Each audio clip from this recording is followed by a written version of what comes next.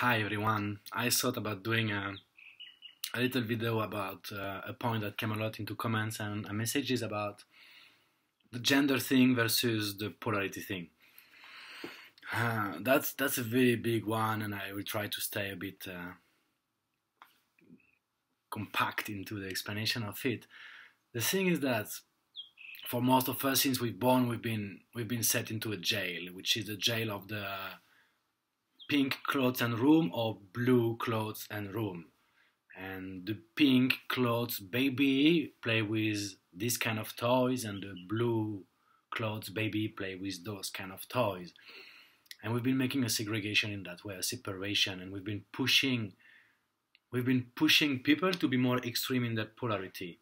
I'm not blaming the past. History got its own reasons for making us go through this, though I'm looking forward, trying to see what can we make different. How can we bring an uplifting in the next generation instead of repeating the same thing? It was important to separate men and women at a point in history. I'm sure of that. It was important to recognize the differences. I'm sure of that. But now it feels like not really helping. Actually, it's pushing downward instead of uplifting. In the same way with this understanding of the genders, which is a great thing. The understanding of gender is a great thing. We've been bringing forth, and now in the social media has been very omnipresent, like very tiring actually, this understanding of polarity. This beautiful concept of masculine and feminine polarity, the sacred union and so on. And everyone on this sacred sexuality with blah blah blah.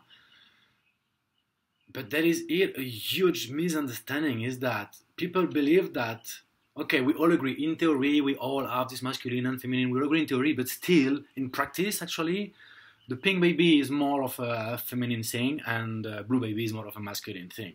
And here I call a big bullshit, which just makes me fed up, actually. Why? Because this is a fucking jail.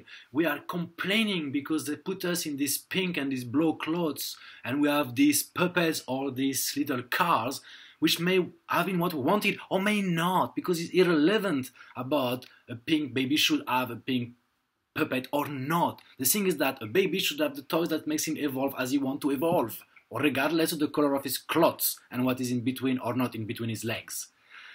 So when we get tired of this segregation, of this gender apartheid, actually, and we say the women, they are like this, and the men, they are like that, and we say on top of that, we put the polarity game.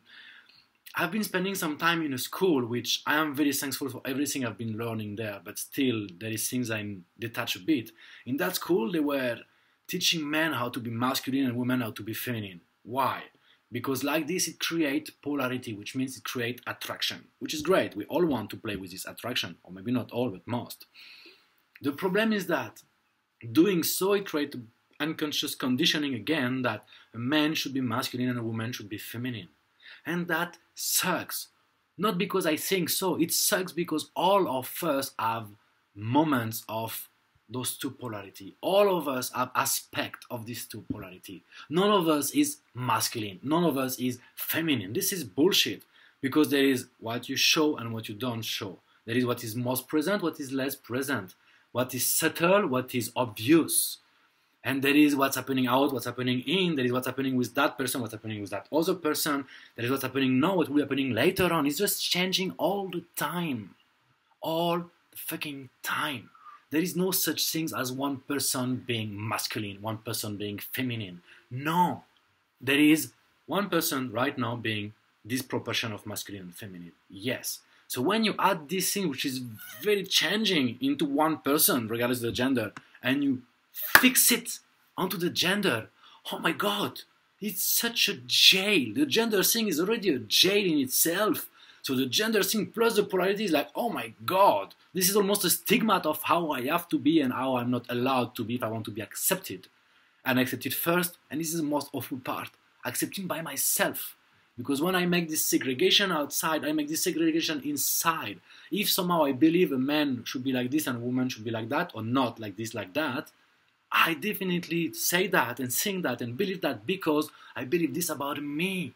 And I'm myself putting myself into jail. I'm constrained. I cannot move anymore. I have to be this rigid character. Even if the rigid character is a very stormy one, it's still rigid in the storm. I cannot be anymore the other side. The misunderstanding and the confusion, the quiproquo of what is a polarity thing and what is a gender thing is creating most of our today wars in society. Like when you see the extreme feminist movement, and I am all for the feminism movement, it's not the question, but the extreme one is in itself, by definition, extreme. When I saw all those hashtag kill the man, hashtag step on the man, hashtag more powerful than man, what the fuck is that? This is a huge misunderstanding. It should be hashtag kill the unhealthy masculine, which is still not bad, it would be educate the unhealthy masculine. But the idea is that instead of criticizing a polarity which is not well expressed in the world, they criticize a gender. And obviously this gender, most of them are not bad guys, so they react because they feel attacked and they feel offended, they feel not heard. And what they do, they react by accusing, stupidly enough, the other gender again. I remember seeing this video where there was 2 manifestations going on. It was just ridiculous. And one side of the street there was these people, mostly women, but not only, with signs on the street written, "Stop violence against women." And on the other side of the street there was mainly guys and some women there too, with a big sign written, "Stop violence against men." And somehow when you were watching at them, they were kind of shouting at each other. I said, but are you realizing what you're doing? Because this is fucking stupid. Can you not just put a sign in the middle and say, "Stop violence"? Because it is not a gender thing. Stop the unhealthy, violent masculine to oppress the repressed feminine. In all of us. In all of us. It's not a gender thing. It's a polarity thing. And when we assimilate the gender to a polarity, we create such a huge segregation. We push half of the world away from us. And the worst thing is that pushing half of the world away from us, we push half of us away from our life experience.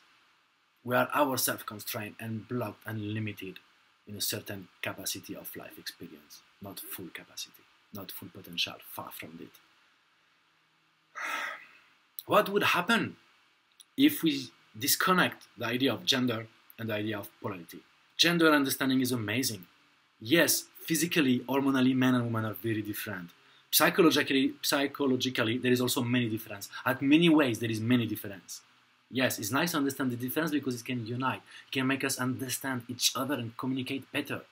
The polarity is the same. Understanding the difference between masculine and feminine allows us to see the difference, and ultimately the purpose is to have unity, sacred union, not holy separation. It's about sacred union, getting together, inside first of all, and by extension, outside. So if we stop to make the quiproquo of gender and polarity, what will happen is that one can be him or herself, as he is or as she is right now, and changing every moment as it is wanted. This is the capacity of freedom, of being who we want to be, not because we should, not because society says, or not because we believe, but because this is what's real and alive now. And the first need for that is to cut those wired misconception of gender and polarity. So yeah, there is so much more to say about gender and polarity, realizing that before being men and women, we are human, and this is what unites us. If we could start from here instead of starting from bad parts of it. So yeah, I hope this video have been inspiring some of you and making think about some of you. If you already think you're clear, still have a second thought, how much are you assimilating some quality with men and with women?